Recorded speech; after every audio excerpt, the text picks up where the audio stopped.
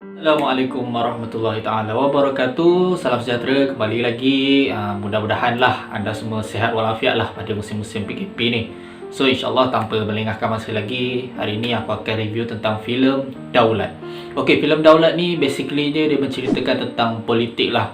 Dia mungkin ada berkait-kait dengan politik Malaysia ataupun politik luar negara, tapi basically memang cerita tentang politik lah, berkaitan dengan kerajaan, berkaitan dengan pilihan raya, mandat rakyat semua tu kan. Okey, sekarang kita terus ke bahagian apa yang terkandung di dalam filem ni.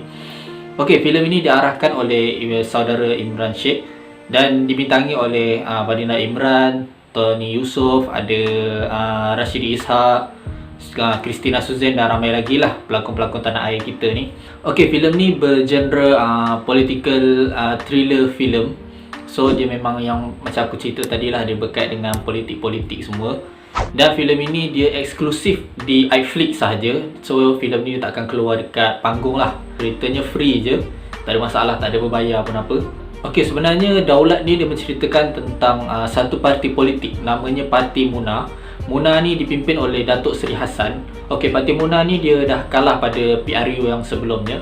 So dalam filem ni dia menceritakan lah macam mana Parti Muna dia mengatur langkah-langkah dia untuk memenangi semula pilihan raya yang akan datang. So bermulalah siri-siri macam mana dia nak mengaut kembali undi orang-orang kampung, undi orang-orang Melayu, orang untuk menguatkan baliklah Parti Muna ni. Okey, dalam cerita dia mengaturkan langkah-langkah dia tu, langkahnya ni diketuai lah oleh timbalan Presiden Parti Muna tu, iaitu Suri. So dibagikanlah dalam 3 cadangan langkah dia macam mana dia nak memenangi semula pilihan raya yang akan datang. So korang kena tengoklah apakah langkah-langkah dia yang nak dibuat oleh Parti Muna tu. Dan seterusnya dalam filem Daulat ni juga ada menceritakan tentang satu syarikat media, nama dia Media Raya. Syarikat Media Raya ni dia duduk ataupun bernaung di bawah parti politik Muna ni.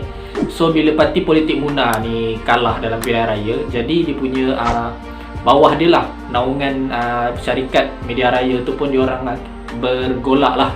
Boleh nak dikatakan diorang pun di syarikatnya tu nak dibelikan, syarikatnya tu orang lain nak beli semua kan. So diorang macam tekan lah kat situ kan, macam mana dia nak kukuhkan balik syarikat Media Raya tu. So dalam Media Raya tu adalah cerita tentang CEO dia, iaitu Idrus, yang merupakan suami kepada Suri. Dan juga ada cerita tentang Nadia, iaitu anak kepada Datuk Seri Hassan tu.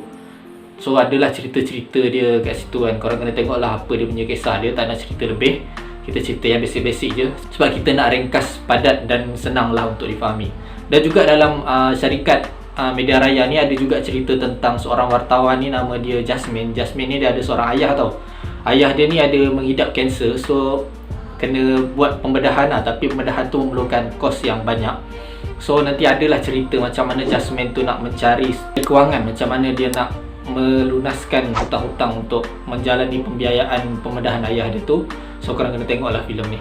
Dan untuk side story lah daripada filem Daulat ni, dia ada cerita tentang parti Islam. Tapi parti Islam ni dalam filem tu dia, orang kata dia sebagai parti yang agak ekstremis lah. Dia macam terlalu ketat dan kuat sangat lah. Parti nama dia Hizbul Muslimin. Dan juga dalam filem ni ada ceritakan tentang parti yang memenangi pilihan raya tu, iaitu Parti Wawasan yang dipimpin oleh Tun Malik. So dekat situ adalah cerita macam mana Parti Wawasan ni dia jadi kerajaan kan. So dia akan dipengaruhi lah oleh Parti Muna tu untuk pilihan raya yang akan datang. Dan juga ada cerita tentang satu Parti Liberal.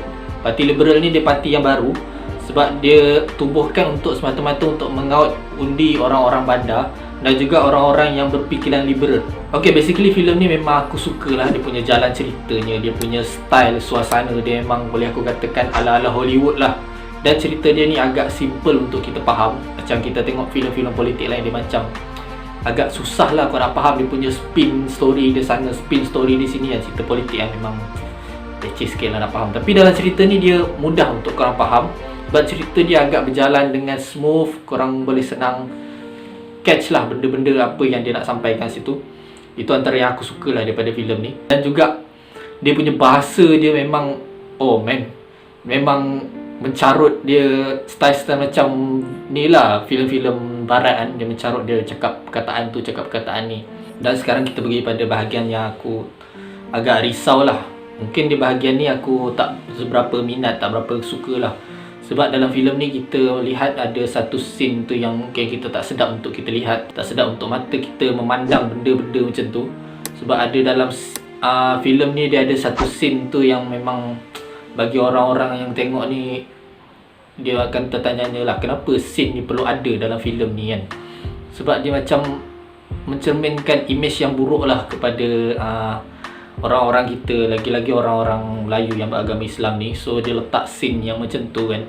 So siapa yang tengok filem ni korang faham lah scene apa tu. So bagi aku mengutarakan lah rasa kerisauan aku lah terhadap industri filem-filem sekarang ni. Sebab benda-benda macam ni diambil daripada pengaruh filem barat tau. Sebab banyak yang aku tengok daripada filem-filem negara kita ni banyak terpengaruh dengan segala apa-apa imej-imej ataupun perkara-perkara negatif daripada filem barat tu dia bawa, diserap masuk ke dalam filem negara kita ni. So macam ada scene orang minum arak, scene seks bebas, scene disco, semua tu macam benda tu dah tak asing daripada filem kita ni tau. Macam benda tu nak jadi penyedap filem. Kita takutlah satu hari nanti orang akan kata kan, alah ni biasalah, ni just tayang-tayang macam tu je, dia tak ada apa pun, dia just nak sedapkan filem je. Alah ni just, kau janganlah ambil serius sangat, kau ni sensitif sangat lah macam ni. No, aku cuma nak bagi tahu benda ni adalah satu kerisauan lah bagi kita. Kita takut benda tu akan jadi normal kepada masyarakat kita, dia akan jadi barah kepada negara kita. Satu hari nanti kita akan sangkakan benda-benda macam tu normal lah, dia akan jadi penyedap dalam filem-filem tu semua kan. So benda ni agak kurang enak dan kurang sedap lah untuk kita dengar dan lihat lah. Dia banyak terpengaruh dengan filem-filem luar. So harap-harap lepas ni benda-benda macam ni dapat dielakkan lah. Sebab kita nak memelihara imej kita sebagai negara yang maju, sejahtera dan berkebajikan. Lagi-lagi kita yang majoritinya beragama Islam kan. So benda-benda macam ni tak patutlah ada dalam filem kan. Okay, basically filem ni memang best. Jadi kalau rating pada filem ni aku bagi 5/5 bintang. So korang boleh tengoklah filem ni macam mana korang nak menghayati apakah nilai-nilai politik, apakah yang terjadi di sebalik tabir politik negara kita. Pada dalam filem ni ada terkait serba sedikit tau cerita pasal politik negara kita tu. Mana yang terasa tu siapa makan cili terasa apa pedas dia kan. Okay, so basically itulah yang diceritakan daripada filem ni. Dan pengajaran tu aku tak boleh nak bagi tahu pengajaran dia. So korang kena tengok filem ni dia, sebab dia kat ending filem tu dia ada satu extra tau, extra scene daripada kredit tu. So dia akan cerita kat situ apa benda yang tersirat, apa benda yang tersurat kat situ. Dia akan cerita pasal politik negara kita ni macam mana ni. Nak jadi seorang ahli politik ni kena macam ni. So aku tak payah cerita lah kot pasal pengajaran tu, korang kena tengok lah extra dia tu, takut nanti dia spoiler kan. Ok, setakat ni sajalah review aku tentang filem Daulat ni. So siapa yang belum subscribe lagi, subscribe lah channel ni. InsyaAllah kita berjumpa lagi lah dalam video yang seterusnya. Harap-harap korang semua sihat lah. Dan jangan lupa untuk stay home, stay safety, jangan keluar ke mana-mana. Jagalah kesihatan. InsyaAllah kita berjumpa lagi dalam video yang seterusnya. Assalamualaikum warahmatullahi wabarakatuh.